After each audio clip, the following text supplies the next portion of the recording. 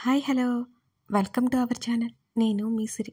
ఈరోజు మనం చెప్పుకోబోయే కథ ఇష్టమైన సకడ పార్ట్ 146. ఇక ఆలస్యం చేయకుండా కథలోకి వెళ్ళిపోదాం. పెయిన్గా ఉంది అంటూ ఏడుపు గొంతుతో చెప్తోంది వేద.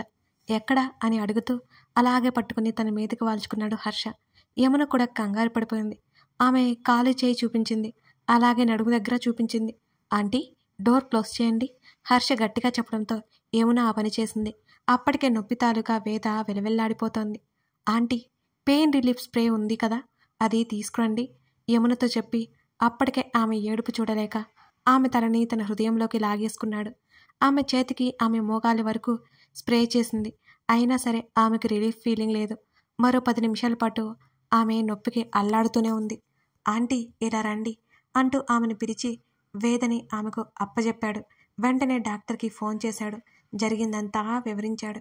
కాల్ కట్ చేసిన హర్షని చూస్తూ, హర్ష కూతురు ఏడుపు చూడలేక ఆదర్తపడింది. ఫిజియోథెరపిస్ట్ వస్తారట, అంతవరకు మనల్ని చూడమన్నారు అంటూ పెయిన్ రిలీఫ్ జెల్ తీసుకొచ్చి ఆమెకు ఎక్కడ నొప్పి ఉందో అక్కడ మెల్లిగా అప్లై చేసి నెమ్మదిగా మసాజ్ చేయడం మొదలుపెట్టాడు. తల్లిని చుట్టుకొని కళ్ళు మూసుకొని వేద నెమ్మదిగా కళ్ళెత్తి చూసింది. అతని ముఖంలో అతను ఏదో బాధపడుతున్నట్టే ఉంది. నెమ్మదిగా ఆమె కాలు నొక్కుతున్నాడు. వేల్లో లాగుతున్నాడు హర్ష. మరో పావుగంటకు గాని ఆమె నెమ్మదించలేదు.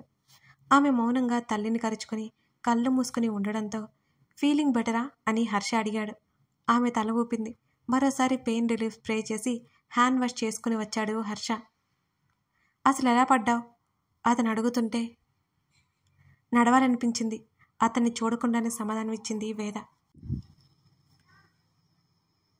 అలాంటప్పుడు ఎవరే ఒకరి హెల్ప్ తీసుకోవాలి. నువ్వు డాక్టర్వేగా, ఆ మాత్రం తెలీదా అని అంటున్న హర్ష మాటలకి ఆమె బదులివ్వలేదు అసలు. ఇంకోసారి ఇలా చేయకు, ఆంటీ నీతోనే ఉంటున్నారు కదా, ఎప్పుడు అవసరమైతే ఎవరినో ఒకరిని పిలువు అని చెప్పేసి, ఆంటీ డాక్టర్ వస్తారు, అంతవరకు జాగ్రత్త అని వెళ్ళడానికి సిద్ధమవుతూ చెప్పాడు హర్ష. నువ్వెక్కడికైనా వెళ్ళాలా హర్ష అని యమున అడిగింది. కొంచెం పనుందాంటీ. సరే వెళ్ళిరా, యమున చెప్పగానే ఒకసారి వేద వైపు చూసి హర్ష వెళ్ళిపోయాడు అక్కడి నుంచి. నెమ్మదిగా వెనక్కి పడుకోబెట్టింది యమున. తిరుగుతున్న ఫ్యాన్ వైపు చూస్తూ ఆలోచిస్తున్న కూతుర్ని కదిలించలేదు యమున. గగన్ సైకియాట్రిస్ట్తో ఫోన్లో మాట్లాడుతున్నాడు. రాత్రి ధరణి బిహేవియర్ చాలా మామూలుగా ఉందని అతను చెప్పాడు. అతను ఫోన్ కట్ చేసి అలాగే బాల్కనీలో కూర్చున్నాడు కాసేపు. ఇంతకుముందు ధరణి ఒకే సమయంలో ఏడవడం అతను గమనించాడు. రాత్రి ఆ సమయంలో ఆమె మేల్కొనే ఉంది, అతనితో ఉంది. ఆమె ఏడవలేదు. ఆమె మేల్కొని ఉండాలని అతను ఆమెను నిద్రపోనివ్వలేదు నైట్. అంటే ఆమె నిద్రలో దేనికో భయపడుతుందని అతనికి అనిపించింది. రాత్రి పతి పనులకు కోపం మొత్తం ఎగిరిపోయింది ధరణికి. ఏం చేసినా తన కోసమే అనే నిర్ణయానికి వచ్చింది. మొబైల్ గడ్డానికి ఆనించుకుని దీర్ఘాలోచనలో ఉన్న అతని దగ్గరికి వచ్చింది ధరణి. నెమ్మదిగా అడుగులో అడుగు వేసుకుంటూ అతని భుజాల మీద అరచేతులు పెట్టి, ఇవాళ ఎక్కడికి వెళ్ళలేదా అని అడిగింది ఆమె. అతను తల తిప్పి చూశాడు. నిన్నంతా ఏడుస్తూ కూర్చుంది, ఈరోజు నవ్వుతూ తిరుగుతోంది. అతను అలాగే చూస్తుంటే అతని ముఖం ముందు చెయ్యాడించింది. ఏమైంది, ఈ డ్రెస్ బాగాలేదా అంటూ తన్ని తాను చూసుకుంది. రెడీ అయినట్టేనా, వెళ్దాం పదా. అతని మాటలకు ఆమె ముఖం ముడుచుకుపోగా, వర్ష పెళ్ళి ఉంది, ఆ ఏర్పాట్లు జరుగుతున్నాయి, నేనిప్పుడే రాను అని చెప్పింది టక్కున ఆమె. ఓ షిట్, నేను ఇంకా నిన్ను ఒక చోటుకి తీసుకెళ్లాలనుకున్నానే, సరే రాకపోతే వదిలే అంటూ లేచి ఒళ్ళు విరుచుకున్నాడు అతను. అరే రే, ఎక్కడికో తీసుకెళ్ళాలి అనుకుంటున్నాడా, ఆఫీస్కేమోనని అబద్ధం చెప్పేసింది తను. ఇప్పుడు ఎలా? ధరణి తెగ ఆలోచించింది. ఎక్కడికి తీసుకెళ్ళాలనుకుంటున్నావు అతని ముందరకొచ్చి మరీ అడిగింది ధరణి. ఆతృతగా ఆమె అడుగుతుంటే అతనికి నవ్వొచ్చింది, కానీ బలవంతంగా నవ్వు ఆపుకున్నాడు. నువ్వు రావు కదా, నీకెందుకు చెప్పడం. అతని చేత్తో ఆమెను పక్కకు నెట్టి గదిలోకి నడిచాడు గగన్. అలా కాదు, ఎక్కడికో చెప్తే ట్రై చేస్తాను. ధరణి కష్టంగా నవ్వడానికి ప్రయత్నం చేసింది. తనే ఛాన్స్ మిస్ చేసుకుంది. పర్లేదు, నువ్వు వెళ్ళి పనులు చూసుకో అంటూ టీషర్ట్ తీసేస్తూ అన్నాడు గగన్. అది కాదు, ఎక్కడికో చెప్తే నేను వస్తాను అన్నది ఇక చివరికి. ఇప్పుడు నాకు ఇంట్రెస్ట్ లేదులే, నువ్వు వెళ్ళి పనులు చూసుకో, పెళ్ళి పెద్దవి కదా. అతను చాలా మామూలుగా చెప్పిన ధరణికి వెటకారంగానే అతను అన్నట్టుగా అనిపించింది.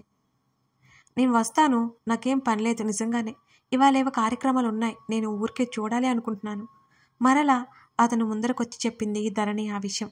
అతనితో ఎలాగైనా బయటకెళ్ళాలని. అయితే నువ్వు ఫ్రీ అన్నమాట. ఉత్సాహంగా చెప్పింది ధరణి. గగన్ మొబైల్ తీసుకుని చరణ్కి కాల్ చేశాడు. స్పీకర్ ఆన్లోనే ఉంది. చరణ్ నెంబర్కి డయల్ చేస్తుంటే ఇవాళ ఆఫీస్కి రాననే విషయం చెప్పడానికి ఏమో అని ధరణి తెగ సంబరపడిపోయింది. చరణ్, చెప్పండి సార్ అని అన్నాడు వినయంగా. అడ్మినిస్ట్రేషన్ డిపార్ట్మెంట్లో మీ మేడంకి బదులు ఎవరిని చూడాలి అన్నావు కదా, క్యాన్సిల్ చేసేయ్ అని అన్నాడు చరణ్. గగన్, మేడం వస్తున్నారా అని అడిగాడు చరణ్. ఇంకా గంటలో అని కాల్ కట్ చేశాడు. అప్పటికే ధరణి గుర్రుగా చూస్తుంది అతని వంక. అతను మొబైల్ పక్కన పెట్టి వెళ్ళిపోయాడు చక్కగా. అతను వచ్చేసరికి గోర్లు కొరుక్కుంటూ ఉక్రోషంగా కూర్చుని ఉంది ధరణి. ఏంటా చూపు? అతను మిర్రర్లో నుంచి ఆమెనే చూస్తూ అడిగాడు. నాకు ఆఫీస్కి అసలు రావాలని లేదు, బోరింగ్. ఆమె చెప్తుంటే ఆమె మెడ చుట్టూ చెయ్యేసి రావాలి తప్పదు అన్నాడు గగన్. అబ్బా నొప్పి! ధరణి నొప్పి లేకపోయినా గట్టిగా అరిచింది. ఆ కోర్స్ ఈ కోర్స్ అని హాస్టల్లో తగలడ్డా, కానీ ఇప్పుడు ఖచ్చితంగా రావాల్సిందే అని అన్నాడు గగన్. అప్పుడు అక్కడ ఉన్నానని ఇప్పుడు రివెంజా?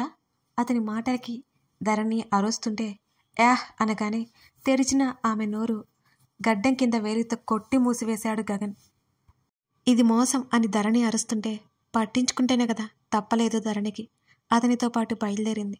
ఆఫీస్కి వెళ్ళిపోగానే ధరణి విసివిసా తన క్యాబిన్లోకి వెళ్ళిపోయింది. చాలా బోరింగ్గా అనిపిస్తోంది తనకి. కాసేపటికి చరణ్ లోపలికి వచ్చాడు. మేడం అంటున్న చరణ్ వైపు చురుగ్గా చూసింది. ఆమె ఎందుకలా చూసిందో అర్థం కాక తడబడ్డాడు. ఏమైంది మేడం అని కంగారుగా అడిగాడు చరణ్. నిన్ను వేరే వాళ్ళని చూడమని చెప్పాను కదా అని ధరణి అడుగుతుంటే ఆల్రెడీ చూసేశాను మేడం టక్కున చెప్పాడు చరణ్. మరి తనని ఎందుకు రప్పించాడని అడగాలనుకుని కూడా అడగలేక, సరే నేను చూసుకుంటాను, నా వర్క్స్ నువ్వెళ్ళు అన్నది ధరణి. చరణ్ వెంటనే అక్కడి నుంచి బయటపడ్డాడు. తన పనులు ముగించుకుని ఆ రోజు ఆలస్యంగా ఇంటికొచ్చాడు కమల్. కమల్ త్వరగా ఫ్రెష్ అయ్యిరా, డిన్నర్ చేద్దాం, నీతో కొంచెం మాట్లాడాలి అని అమృత అంటుంటే ఏమైంది అని ఆమె వైపు వెళ్తున్న కమల్ చేతిని పట్టుకొని గది వైపుకు తిప్పింది అమృత. ఏం లేదు, మామూలుగా మాట్లాడాలంటున్నా, నువ్వు వెళ్ళి స్నానం చేసిరా అని అతన్ని బలవంతంగా పంపేసింది అమృత. భుజాలు కదిలించి వెళ్ళిపోయాడు కమల్. అతను ఫ్రెష్ అయ్యి వచ్చాక ఇద్దరూ భోజనానికి కూర్చున్నారు. ఏదో మాట్లాడాలి అన్నావు, ఏంటమ్మో అది అని అడిగాడు కమల్. ముందు నువ్వు తిను, తర్వాత చెప్తాను అని అంది అమృత. తింటూ కూడా మాట్లాడుకోవచ్చు కదా అన్నాడు కమల్. అదేమంత పెద్ద విషయం కాదులే కమల్, ఇంతకీ ఎలా జరుగుతుంది నీ కొత్త ఆఫీస్ ప్రాసెస్ అని అమృత తింటూనే అడిగింది. ఇంకో 1 month పట్టొచ్చు, అయిపోతుంది అమ్ము అని చెప్తున్న అతని కళ్ళల్లో ఏదో సాధించబోతున్నాను అనే భావన కలుగుతోంది, కనబడుతోంది అది క్లియర్గా. అమృత నవ్వింది. నేను కూడా జాబ్ చేయాలనుకుంటున్నాను ఆమె మెల్లిగా చెప్పింది. ఈ విషయం నీకు ఎప్పుడో నేనే చెప్పాను, నువ్వే వినలేదు అని అన్నాడు కమల్. అవును, కానీ నాకు ఇంట్లో పిచ్చిగా ఉంది కమల్ అంది అమృత. నీ ఇష్టం, నేనైతే కాదన్ను, కానీ నాతో వస్తానన్నావు కమల్ కళ్ళెగరేశాడు. నీతోనే వస్తాను, మనం ఒకసారి అమ్మ వాళ్ళ దగ్గరికి వెళ్దామా అని అమృత అడుగుతుంటే అప్పటికే భోజనం తినడం పూర్తయిపోయిన కమల్ చేయి కడుక్కొని పైకి లేచాడు. అమృత కూడా తిండమైపోయి పాత్రలన్నీ కిచెన్లో సర్దింది. ఇద్దరూ హాల్లో కూర్చున్నారు. అమ్మో, నాకు నిజంగానే కుదరదు, చాలా బిజీగా ఉంటాను ఈ మంత్, నువ్వు వెళ్ళిరా అనగానే అతని వైపు అలకగా చూసింది అమృత. నేను మామూలుగానే చెప్తున్నాను అమ్మో, నిన్ను పంపించి నేనేం చేస్తాను, నీకు కూడా ప్లేస్ మారినట్టుంటుంది అని అన్నాడు అతను. అమృత కాసేపు ఆలోచించింది. అయితే నువ్వు వచ్చి నన్ను దింపేసి మళ్ళీ నువ్వు తిరిగి వెళ్ళు అన్నది. అలా అన్నావు, బాగుంది అని అన్నాడు కమల్ నవ్వుతూ. అమృత కూడా నవ్వింది. గదిలో అటు ఇటు తిరుగుతూ ఆలోచిస్తోంది ప్రణతి. గగన్ మీద విపరీతమైన కోపం వస్తుంది. ఎప్పటినుంచో తను వెంటపడితే పట్టించుకోడు, ఇప్పుడేమో తన అక్కని రిజెక్ట్ చేశాడు. ఆమెకి చాలా కోపంగా ఉంది. ఆమెకి ఏం చేయాలో అర్థం కాలేదు. ఏదైనా పని చేసి దొరికిపోతే ఖచ్చితంగా గగన్ చంపేస్తాడు. ఆమె ఆలోచించుకుంటూ మేఘన గది దగ్గరికి వచ్చింది. మేఘన ఏదో బుక్ చూసుకుంటుంది. మేఘన ఈ మధ్యకాలం బాగా బలహీనపడిపోవడం కనిపిస్తూనే ఉంది. తన అక్క లోపల బాధపడడానికి కారణం ఏంటో ఇప్పుడిప్పుడే ప్రస్తుతానికి అర్థమవుతోంది ప్రణతికి. ఏమి జరిగినట్టే గదిలోకి వచ్చింది ప్రణతి. ఒకసారి తల ఎత్తి చూసిన మేఘన పట్టించుకున్నట్టే మౌనంగా ఉంది.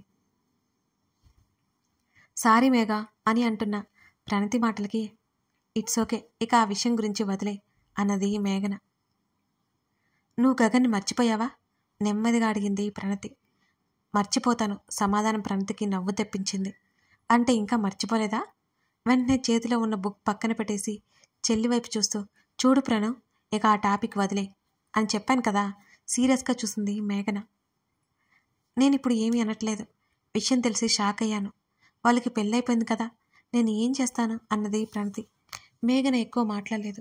తప్పక ప్రణతి అక్కడి నుంచి వెళ్ళిపోయింది. మేఘన ఆలోచిస్తూ కూర్చుంది. తను ఇక్కడే ఉండాలని వచ్చింది. తను ఇక్కడ ఉండదు, ఇండియా నుంచి వెళ్ళిపోతుంది. అది అతి త్వరలోనే. రోజులు గడుస్తున్నాయి. వర్ష ఆదిత్య పెళ్లి దగ్గరలోనే ఉంది. అమృత పుట్టింటికి వెళ్ళింది. కమల్ స్వయంగా దింపి వచ్చాడు. ధరణి గగన్తో ఆఫీస్కి వెళ్ళడం ఆమెకి దినచర్య అయింది. అప్పటికి హర్ష కనిపించుక 4 రోజులైంది వేదకి. అమ్మా, యమునని పిలిచింది వేద. ఏంటి వేద అని దగ్గరికి వచ్చింది యమున. ఇంట్లో అంతా హడావుడిగా ఉంది, ఏంటి అని అడిగింది వేద. ఆల్రెడీ మీ అత్తగారు చెప్పారు కదా, ఆదిత్యకి పెళ్లి త్వరలోనే. ఆ ఏర్పాట్లలో ఉన్నారు. కాకపోతే ఆదిత్య ఒప్పుకోవట్లేదు, గుళ్ళే చేసుకుంటాడట అన్నది యమున. ప్రేమ పెళ్ళి అని ఆల్రెడీ యమున చెప్పడంతో దాని గురించి ఇంకా ఎక్కువ అడగలేదు వేద. అమ్మా పిలిచింది. చెప్పు. నాకు పెళ్ళయ్యాక ఎక్కడ ఉన్నాము అని అడిగింది వేద. నువ్వు హర్ష డార్జిలింగ్ వెళ్ళిపోయారు. మీ మామయ్య గారికి తెలియకుండా అక్కడ హర్ష ప్రాక్టీస్ మొదలుపెట్టాడు. అప్పుడు మీ హాస్పిటల్లోనే నువ్వు వర్క్ చేశావే అని యమున వివరించింది.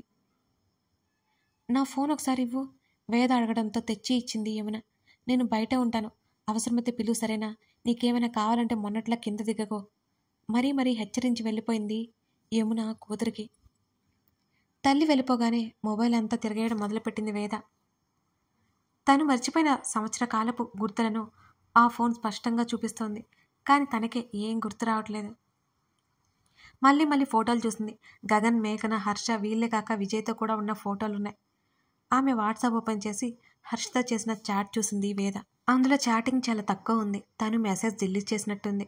త్వరగా రమ్మని తను అతన్ని బ్రతిమాలడం, అతను తనని బ్రతిమాలడం, తను గారాలిపోవడం అవన్నీ కనిపిస్తున్నాయి. తనేనా అసలు? వేదకు మతిపోతున్నట్లుంది. ఇప్పుడు పోతున్నట్లు ఉండడం ఏంటి? ఆల్రెడీ ఎప్పుడో పోయే కదా. ఈరోజు ఈ తిప్పలు. వేదకు నీరసం ముంచుకొచ్చింది. ఎలాగైనా హర్ష ఫోన్ తన దగ్గరికి రావాలి. కానీ ఎలా? తన తల్లిని అడిగితే తను అడగలేదే, ఏం చేయాలి ఇప్పుడు? వేద ఆలోచిస్తుండగానే యమున వచ్చింది. మౌనంగా ఉన్న కూతురికి జ్యూస్ గ్లాస్ అందించింది యమున. అమ్మా, నెమ్మదిగా తల్లిని పిలిచింది వేద. ఏంటి వేద అని అడిగింది. అత్తయ్య మామయ్య వాళ్ళు ఎక్కడా అని అడిగింది వేద.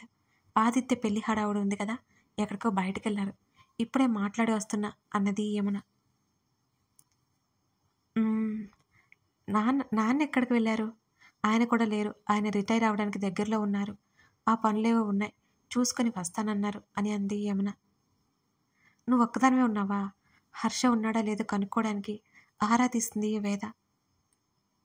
లేదే, హర్ష ఉన్నాడు, గదిలో ఉన్నట్టున్నాడు అంటూ మొబైల్ తీసుకుని పక్కన కూర్చుంది యమున. ఇక తర్వాత ఏం మాట్లాడాలో అర్థం కాలేదు వేదకి. అతని మొబైల్ కావాలి. అతను చెప్పింది నిజమో లేదో తను తెలుసుకోవాలి. కానీ ఎలా? అమ్మా అంటూ తలెత్తి కూతురు వంక చూసింది యమున.